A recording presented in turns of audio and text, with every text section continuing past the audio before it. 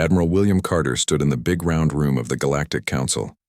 His face showed no feeling as the alien with 4 arms kept talking angrily. The room had a high dome ceiling and held members from over 30 space-traveling alien groups. For 6 long months, Carter had sat through tough talks in this very room.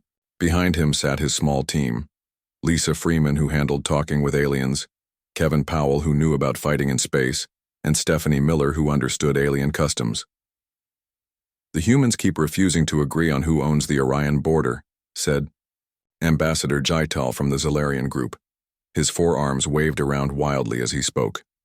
"They want to use the Helios Gateway freely, but won't let us have the Cerberus system. This is the 3rd time they have stopped a deal that most others like." Carter looked at Lisa, who slightly shook her head. They were not surprised. The Zalarians had been making secret deals with other alien groups who needed minerals. They promised these groups special mining rights in areas that humans also claimed. "Admiral Carter from Earth may now speak," said the mediator, a tall, bug-like alien from Vesperia. Carter walked to the speaking stand with slow, sure steps. "Members of the Galactic Council, for 6 months we have talked honestly. For 6 months we have given up lands that human explorers found first. For 6 months we have watched as we give things up, but you keep asking for more." He stopped talking and looked around the room. The Aldebaran group looked worried. They knew what was coming next. 3 days ago, while we were talking in this room, we spotted Zalarian warships moving toward our colony called New Montana. Yesterday, while Ambassador Jital talked about peace, those same ships fired on our ships that were carrying regular people away from the colony. The room filled with loud talking. The Zalarian ambassador's skin turned dark purple, which could mean he was angry or embarrassed. Humans weren't sure which. Earth did not want this fight. We came to this council to find peace, but we will not talk while our people are being shot at. Carter took off his badge that showed he was a diplomat and put it on the stand. "Starting now, humans are leaving these talks. If you want to talk to us, you'll have to talk to our military." As the humans stood up to leave, the mediator tried to calm everyone down as the room got very noisy. Ambassador Jital yelled that humans were liars and wanted war, but the humans didn't look back as they walked out the big doors. In the hallway outside, Stephanie asked quietly, "Do you think they understand what will happen now?" Carter's face looked serious and worried. "They will soon." The next day, news spread fast through alien space. Humans were pulling back from all shared areas. Big human warships moved into new spots. Their factories stopped making normal things and started making weapons and ships instead. Admiral Carter sat in his new office on the main human space station. The wall showed moving pictures of human ships getting into battle formation. A young officer named Matt brought him a report. "Sir, the aliens are confused. They thought we would keep fighting for the border areas," Matt said. "That's what they don't understand about humans," Carter said, looking at the report. "We don't fight unless we have to, but when we do fight, we don't hold back." On the main alien space station, the council was meeting an emergency session. The room was filled with scared voices. "The humans can't just leave. Who will protect the trade routes?" asked one alien. "Who will stop the pirates near the outer rim?" worried another. Ambassador Jital stood up. "This is good news. We can take their lands now." An old alien with gray skin spoke up. "You fool. The humans weren't staying in those areas because they had to. They were staying to keep us from fighting each other." Outside the windows of the council room, they could see human ships flying away. With each ship that left, the aliens felt more afraid. Back on Earth, the human leaders met in a room with a round table. Maps of space showed on the walls. "Are we ready?" asked the Earth president. Admiral Carter nodded. "The defensive line is set. The Phoenix Protocol is ready if we need it." "Let's hope we don't," said the president. "But if the aliens attack us now, they'll learn why humans have survived on Earth for so long." "And what's that?" asked a young general. Carter's eyes looked hard and determined. "Because when pushed too far, we stop being nice, and the galaxy has never seen humans when we stop being nice." That night, as humans across the galaxy prepared for whatever came next, the Alien Council argued long into the night. They were starting to understand their mistake. They had thought human patience was weakness. They were wrong. 2 weeks had passed since the humans walked out.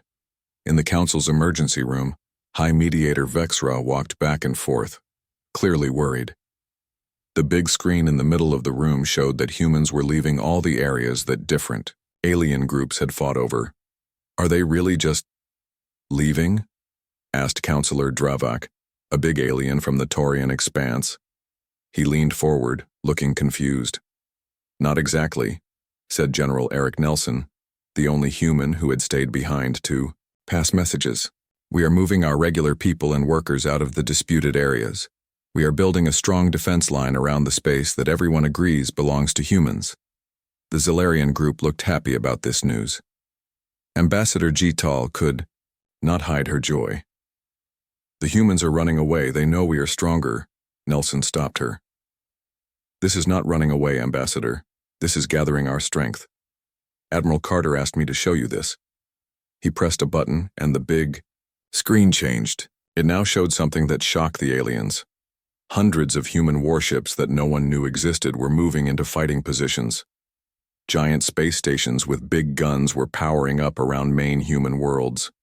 All human factories had stopped making normal things and were now making only weapons and military supplies.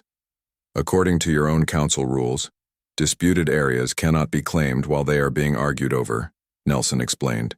By stopping our claim, we are no longer fighting over these regions. The territories are now open for anyone to take, if they are strong enough to hold them.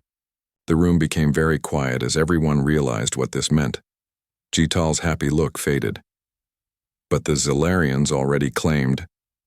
So did the Aldebarans, the Proxima Group, and 3 other civilizations, Nelson pointed out. Humans leaving doesn't mean any one group gets the areas. It just means we are no longer involved. The screen showed pictures of Zilarian and Aldebaran ships already shooting at each other near a group of asteroids rich in minerals. Until recently, humans had kept peace in that area. You have created a dangerous empty space that everyone will fight over, whispered High Mediator Vexra, her bug-like eyes growing wide as she understood. No, Nelson corrected her. You did that when you did nothing about the attacks on human civilians while we were talking peace. This will cause war between council races, said Counselor Dravak with worry in his voice. Nelson shrugged. That's your problem now. I'm told to tell you that any fighting that comes into human space will be met with massive force. As Nelson got ready to leave, Jital called out, Wait, the Zilarians want to restart talks with humans right away. That's not possible, Nelson replied. Admiral Carter is now in charge of defense fleets. The people who handled talks have been temporarily removed by Earth Command. Then who do we talk to? Asked Vexra desperately. Nelson stopped at the door. That's the point, High Mediator. You don't. In the following days, the council members watched with growing fear as humans continued their careful withdrawal. Unlike what the aliens expected, there was no rush, no panic. Human ships moved with purpose, following a plan that must have been ready for a long time. On a human space station near the edge of their territory, Admiral Carter looked at reports coming in from across the galaxy. The Zilarians have already started fighting with the Aldebarans over the Orion mines, said his assistant, a young officer named Kate. Carter nodded. And the Proxima Group? They've moved to take control of the trade routes we used to protect, Kate said. 3 smaller alien races have asked for our help. They say they will be destroyed without human protection. And what did Command say? Carter asked, though he already knew the answer. That they should have thought about that before they voted with the Zilarians against us, Kate said quietly. Carter stood up and walked to the big window. Outside, he could see a line of massive human warships. Some were old, pulled out of storage, where they had waited since the last big war. Others were new, built in secret over many years. All had been hidden from the council's eyes. Do you think they understand yet? Kate asked. They're beginning to, Carter replied. For decades they Thought we stayed in those disputed regions because we wanted the resources. They never realized we were there to keep them from fighting each other. On the main council station, things were already falling apart. 3 delegations had walked out after fights over who would control the areas humans had left. Supply ships that used to travel safely under human protection were now being attacked by pirates and hostile aliens. High Mediator Vex Ra sat alone in her office, watching reports of the first skirmishes breaking out. A message from an aide appeared on her screen. High Mediator, we've lost contact with our outpost near the Cerberus system. The Zalarians and Aldebarans are fighting over it. How many civilian ships were at the outpost? She asked, dreading the answer. Over 20, with thousands of refugees, came the reply. Vexra closed her eyes. For decades, such refugees would have been protected by human peacekeeping ships. Now they were on their own. In another part of the station, Ambassador Zital was not having the victory celebration she had expected. Instead, she was arguing with her government back home. What do you mean we don't have enough ships? She shouted at the screen. The humans are gone. We can take the territories. The Aldebarans have moved in their main fleet, replied the grim face on the screen. Without the human buffer zone, we are now in direct conflict with 6 other powers. Our military was not prepared for this. Meanwhile, on Earth itself, the human government met to discuss the situation. The room was calm, orderly, very different from the chaos spreading through alien space. Phase 1 is complete, reported the defense minister. All human civilians have been moved to safe areas. The defense line is fully operational. And the council races? Asked the president. Exactly as Admiral Carter predicted. They've started fighting among themselves. The president nodded. And how long until they realize they need us back? Admiral Carter estimates 3 months before the first major disasters hit, said the minister. 6 months before they formally request our return. And we will say? The defense minister gave a small smile. Nothing, Madam President. As General Nelson told them, that's the point, we don't negotiate anymore. As night fell across human space, billions of people went about their lives, most unaware of the careful dance their military was performing. In alien space, the first major battles were breaking out, with no humans there to stop them. The Council had thought humans were weak because they preferred peace. They were about to learn how wrong they were. 6 months had passed since the humans left the Council. The once beautiful Council meeting room now looked terrible. The fancy flags that used to hang from each group's area were gone. In their place were makeshift walls and energy shields to keep enemy groups apart. The Zalarians had lost 3 colony worlds to the Aldebarans, who used to be peaceful but were now aggressive.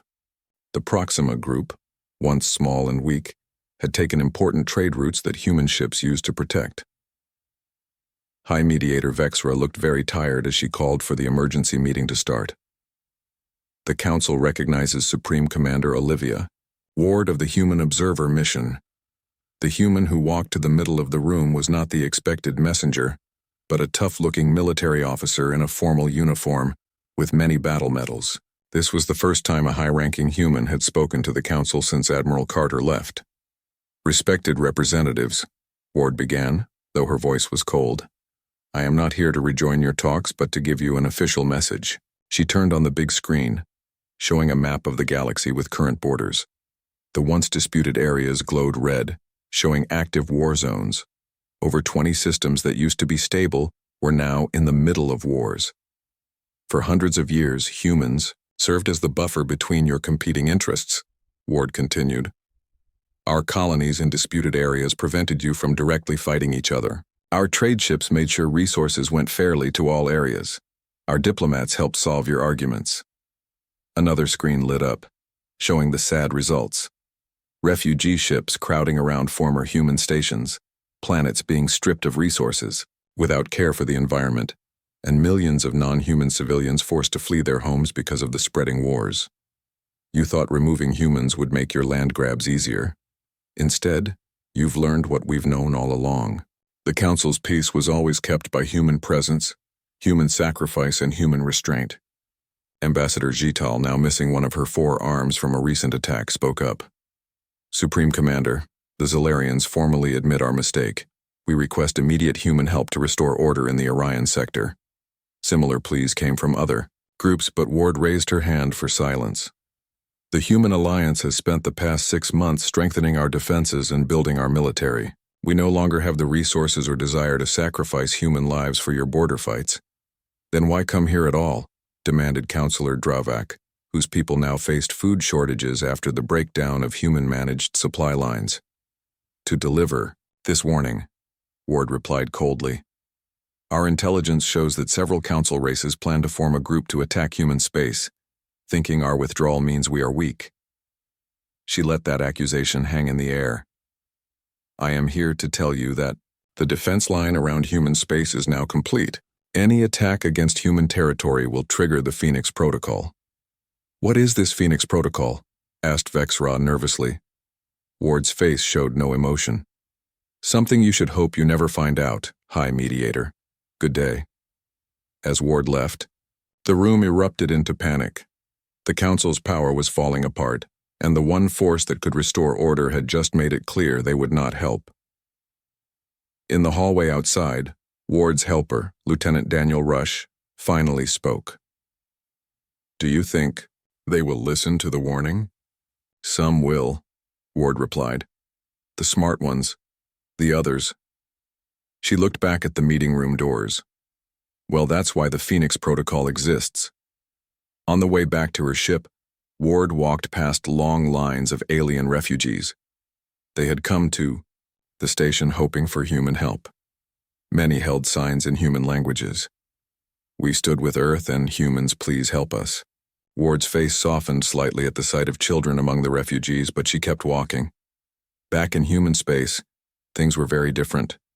The planets and stations were now surrounded by massive defense platforms. Regular people went about, their lives, protected by the strongest fleet humans had ever built. On the main command station, Admiral Carter looked over the latest reports. The Aldebarans have taken most of the Orion sector, he told Ward when she returned.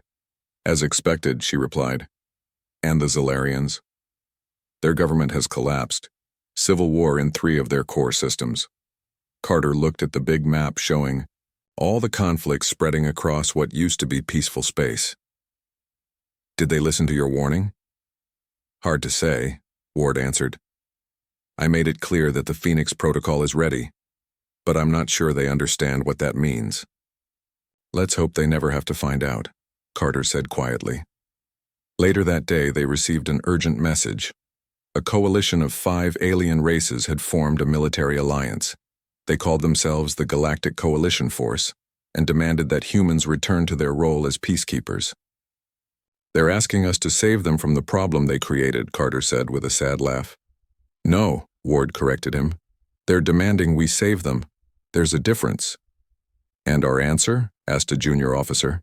Carter and Ward exchanged a look. Send the standard response. The Human Alliance no longer recognizes the authority of the Galactic Council or any group formed under its banner. 3 days later, reports came in of coalition ships gathering near the edge of human space. They were preparing for what they called a peacekeeping mission into human territory. In the main control room of Earth's Defense Command, President Laura Chen met with her military leaders. They really mean to do this, she said, looking at the images of alien warships. They think they can force us back to the table. Admiral Carter nodded. They still don't understand us. They think our withdrawal was weakness, not strength. Options, the president asked. We can try one more warning, suggested General Kim. Make it absolutely clear what will happen if they cross the line. Or we can let them find out, said Ward. Sometimes the lesson needs to be learned the hard way. The president thought for a moment. Send the warning. But if they cross the line, activate Phoenix Protocol. Full response. The warning was sent. The coalition ships paused there, advanced for a day seeming to consider the message. Then, led by Zolarian commanders eager to regain their lost status, they continued forward. At the edge of human space, a line of defense platforms activated.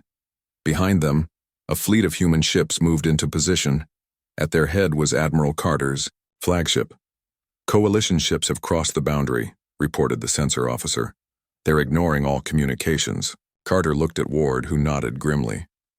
"They had their chance," Carter said. He pressed a button on his command chair. "All ships, all platforms, Phoenix Protocol is now active. May God have mercy on them, because we will not." Across human space, a signal went out. Every ship, every platform, every weapon system came to full power. What happened next would change the galaxy forever. The aliens had thought humans were retreating. They were about to learn that humans had simply been preparing. 1 year had passed since humans left the Galactic Council. High Mediator Vexra stood alone in the viewing dome of what remained of the Council Station. The once grand meeting place now mainly helped process refugees. Below, ships from many alien civilizations waited in long lines for permission to enter human space, not as invaders but as people asking for help. The door opened, and Admiral William Carter walked in. He now wore the badge of Supreme Military Commander of the Human Alliance. He looked older, more tired, but his eyes still showed the same strong determination they had when he walked out of the council room a year ago. "High Mediator," he said with a respectful nod. "Admiral Carter," Vexra replied. "Or should I call you Supreme Commander?" "William is fine," he said, joining her at the big window. "It's been a long year." Below them, a large Zalarian warship was being moved away from the station by human patrol ships. The once powerful Zalarian government had fallen apart from within after food shortages caused civil war. "The Galactic Coalition force was a mistake," Vexra admitted, talking about the failed military group that had tried to force humans back to peace talks 3 months ago. The broken pieces of their fleet still circled Neptune as a grim reminder of what happened when the Phoenix Protocol was used. "It was expected," Carter corrected her. "Fear makes smart beings do desperate things." Vexra's compound eyes reflected the stars. "Your species knew this would happen, didn't you? Not just the fighting, but all of it. The economic collapse, the refugee crisis, the resource wars." Carter didn't answer right away. He watched as a human aid ship docked with the station, bringing much-needed medicine and food. "We've studied your histories," he finally said. "Every council race reached space and joined galactic society with help. You were given technologies you hadn't earned, and boundaries you didn't set yourselves." He turned to face her. "Humans crawled into space on our own, unified our planet through our own hard lessons. When we met the Council, we were already centuries ahead in understanding how civilizations rise and fall. We saw the weakness in your artificial peace." "And now?" Vexra asked. "Will humans take the Council's place, rule through your greater strength?" Carter shook his head. "No. We're opening communication channels again. A new treaty organization is forming, one based on mutual defense and real cooperation rather than resource competition. 15 former council races have already signed the first agreement." He handed her a data crystal, "including terms for Vesperian membership if your people choose to join." Vexra took the crystal with shaking hands. "And the disputed territories? The fought-over regions? Joint development, shared governance, protected rights for all thinking inhabitants." Carter's expression softened slightly.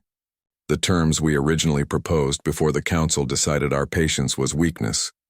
A human aide, Lieutenant Samantha Miller, approached and whispered something to Carter. He nodded and turned back to Vexra. "The first meeting of the new Interstellar Cooperative begins in an hour. Will you watch, High Mediator? Your experience would be valuable." As they walked toward the meeting room, Vexra finally asked the question that had troubled the former council for months. "The Phoenix Protocol. What would it have done if the Coalition had broken through your defense line?" Carter looked at her, and for a moment, Vexra saw something ancient and terrible in his human eyes. "Nothing you need to fear anymore," he said quietly. "Some knowledge is best left as theory." In the meeting room, representatives from former council races sat with human diplomats. There was tension, certainly, but also something that had been missing in the old council: genuine respect. As Carter took his place at the head of the table, he caught Vexraw's eye and nodded slightly. The message was clear. Peace was still possible, but it would be a human peace built on human terms. 3 months ago, Carter began, addressing the room. A coalition of 5 council races launched an attack on human space. They believed our withdrawal from disputed territories showed weakness. They believed they could force us back to a role we had outgrown. The room was silent. Every being there had seen the recordings of what happened next. The coalition fleet, nearly 500 ships strong, had crossed the boundary into human space near Neptune. They had ignored all warnings, all chances to turn back. What followed was not a battle. It was a demonstration. The Phoenix Protocol had activated. Human defense platforms unleashed weapons no alien had seen before. The front third of the coalition fleet simply ceased to exist. The middle third found their ship's systems turned against them by human cyber attacks. The final third fled, but the damage was done. We did not pursue, Carter continued. We did not seek revenge. We did not expand our territory at your expense. When you attacked us, we defended ourselves with minimal force needed to end the threat. That restraint is what humans have always offered. Power, tempered by mercy. A Zalarian representative, not the former ambassador, but a younger, humbler diplomat, spoke up. We have seen both your power and your mercy. 3 of our worlds would have starved without your aid ships, even after we attacked you.